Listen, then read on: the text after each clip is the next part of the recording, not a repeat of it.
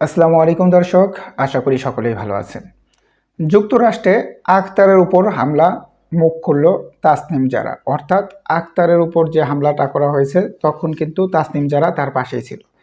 দর্শক সেই সবথেকে ভালোভাবে বলতে পারবে ওখানে কি ঘটনা ঘটেছিল। দর্শক চলুন বিস্তারিত জেনে নিই। যুক্তরাষ্ট্রে পৌঁছানোর পর জাতীয় নাগরিক পার্টি এনসিপির সদস্য সচিব আখতার হোসেনের উপর হামলার ঘটনা নিয়ে মুখ খুলেছেন দলটির যুগ্ম আহ্বায়ক ডাক্তার তাসনিম জারা। মঙ্গলবার 23 সেপ্টেম্বর বাংলাদেশ সময় ভোর 5টা 23 মিনিটে নিজের ফেসবুক পেজে এই সংক্রান্ত পোস্ট দেন তিনি। পোস্টে তাসনিম জারা লেখেন, আজ যুক্তরাষ্ট্রে পৌঁছানোর পর আমাদের দলের সদস্য সচিব আখতার হোসেনের উপর হামলা হয়েছে। তাকে লক্ষ্য করে ডিম ছোড়া হয়েছে, গালিগালাজ করা হয়েছে। তিনি লিখেছেন, এটি ব্যক্তির আখতার হোসেনের উপর আক্রমণ নয়, তার রাজনৈতিক পরিচয়ের কারণে করা হয়েছে। কারণ তিনি প্রতিনিধিত্ব করেন সেই দলকে, যে দল ফ্যাসিবাদের কাঠামো ভেঙে দিয়ে প্রতিনিয়ত কাজ করেছেন। হ্যাঁ দর্শক, এটা একটা পয়েন্ট।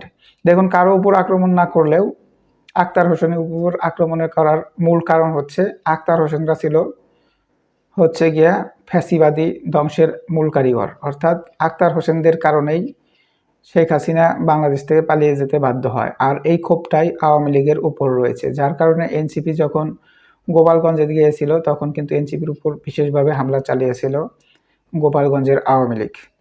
আর এখনও দেখা যাচ্ছে যে আওয়ামী লীগরা অন্য কারো উপর হামলা করুক বা না করুক, এই এনসিপি নেতাকর্মীদের উপর তারা হামলা চালাচ্ছে। এটার মূল কারণ একটাই, তারাই হচ্ছে আওয়ামী লীগকে ধ্বংস করে দিয়েছে, এই ফ্যাসিবাদীকে ধ্বংস করে দিয়েছে।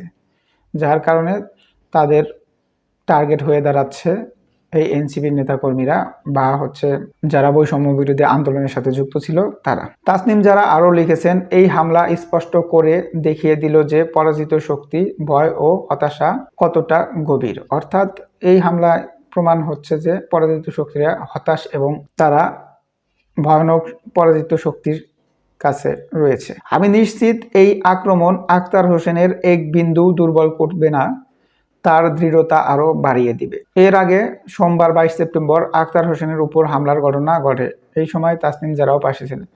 অর্থাৎ তাসনিম জারা যেহেতু পাশে ছিলেন, পাশে থেকে সব কিছু বিস্তারিত দেখেছেন। তার উপর ডিম ছুঁড়ে আক্রমণ করা হয়েছিল এবং তাকে গালিগালাজও করেছে এই আওয়ামী নেতাকর্মী সন্ত্রাসী বাহিনীরা, এবং কি তারা তাতে বিন্দুমাত্র ভয় পায়নি, বরঞ্চ এতে তারা আরও দৃঢ় প্রতিজ্ঞাবদ্ধ হয়েছে।